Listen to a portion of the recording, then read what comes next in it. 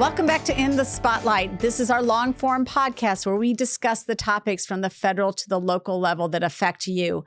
We're going to start out with a story about City of Chicago property taxes increasing $76 million after Lori Lightfoot lied and said she wasn't going to go that route, but she certainly is now. We have a discussion about Biden and a lot of other things dealing with Biden, from his Afghanistan route to what's happening on the southern border to him spending a day at the beach instead of a day at the border. And also we have a really good interview with Esther Joy King. She is a congressional candidate in Illinois, and she will discuss with us how she has helped get Afghanis to safety in the wake of the chaos that happened in Kabul.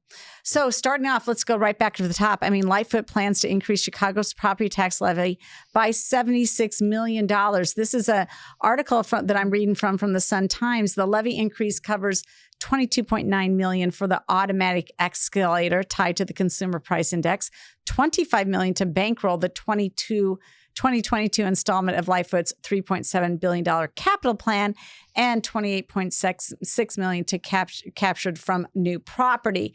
That's always the play that they make. They say we've got to capture the growth. They say that this new property that just got reestablished or had improvements put on them, that it needs to be taxed to the max that first year out. Otherwise, we can't count on capturing that growth in the like further we lose. It's just unbelievable. Awful. It's like, we're not going to wait for the next year when you're fully on the tax rolls. We're going to capture that growth right now. It's everybody does Don't it. Get too big for your britches. Oh, no.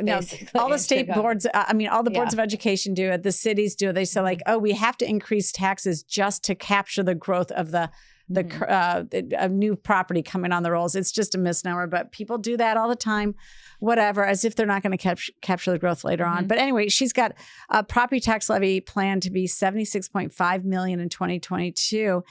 She said she will hold the line on all other taxes, fees. Oh, well, thank you very much. Thank you very much for that. That's nice. No soda pop tax this year, I guess. Exactly. I mean, so it's just remarkable. But, you know, she did say that when she unveiled her 3-year financial plan that included a $733 million deficit, she said, "It's my hope that we will not need to raise taxes." She said that earlier and last year, but here she is raising property taxes dramatically. It's just unbelievable. And this comes after a $94 million property tax increase last year. Yep. And I don't know why she didn't think she was going to need to raise taxes, looking at the state of the city's finances and looking at what was coming in terms of pension payments and all of that. Unless you were going in with a plan to reform the city's pension system or file bankruptcy, municipal bankruptcy, I don't know what you thought you were going to do. Well, they've had this problem coming. It's been a long time coming, but it's been coming for a long time, and it is the pension problem.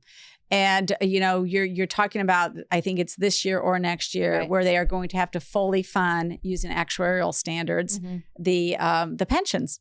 And this was going to be a bump up of $2 billion in the span of about 5 years. Well, now they're coming up to that horizon where you're going to have to pay this additional money. They have nowhere to get it. No. They have nowhere to get. They were lucky that they got, let's see, how much did they get? They got $1 billion in federal COVID relief monies.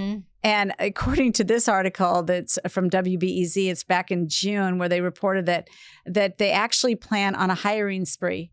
So they got $1 billion more in. Because they need new employees to fund the pensions, of course. Yeah. It says the county is receiving $1 billion from the federal government's American Rescue Plan. Scam. And in the coming months, plan to brainstorm how to spend the money. Brainstorm how to spend the money. On pensions. Actually, it's already spent. Yeah. It's already spent. You're in a deficit. You have no money. You have no money. You keep churning over your debt so that you can keep the party going. You're the worst run city, by the way, in the worst run state, financially speaking. And they say they don't know how many employees they plan to hire, but they do plan on hiring more. One of the largest considerations that we'll make is what are the departments that need this funding in order to get the programming out, to get those initiatives staffed and the money into communities. Always their answer. There are solutions out there that have been out there for 10 years, 20 years. Everybody knows what needs to actually happen if we're to make pensions sustainable in the long term. Right. Nobody has the political will to do it. The city of Chicago has raised property taxes year over year over year. It's done nothing to improve the city's finances. Truth in Accounting, who are friends at Truth in Accounting. Yes. Chicago ranked next to last and was labeled a sinkhole city in their report, The Financial State of Cities. Chicago's net debt in 2019 was $36.4 billion, or $41,100 per taxpayer. That's just in Chicago. That doesn't include the state debt that you owe towards the state pensions. Chicago's debt per taxpayer increased by $4,000 from 2018 and was 5.5 times the average burden of the the standard burden across the 75 cities that were included in this report. Average was $7,355. Ours, Chicago's, again, is $41,100 per taxpayer. Per taxpayer. That's five your debt times burden. as much. That's your debt burden per taxpayer. If you move to the city, like I just moved my son to the city. And this report's not comparing. Fortunately, he's a renter. He didn't buy. Good. Yeah. Fortunately, not fortunately. This report did not compare. It compared apples to apples. It was of cities, major cities. That's right. Not rural areas, not suburban areas. Right. So Wallet Hub did a similar study of the top of 150 different cities. And of course, Chicago ranked 140th in terms of best run cities. This was best run cities. And they ranked them on financial stability, education, health, safety, and the economy. And of course, 150 cities, Chicago is ranked 150th in the category of financial stability. Yeah. Now, you know, I'd love to remind reader or listeners here that back in 2013, when Detroit declared bankruptcy, Chicago had a bigger debt burden than Detroit did when it declared bankruptcy. That's right.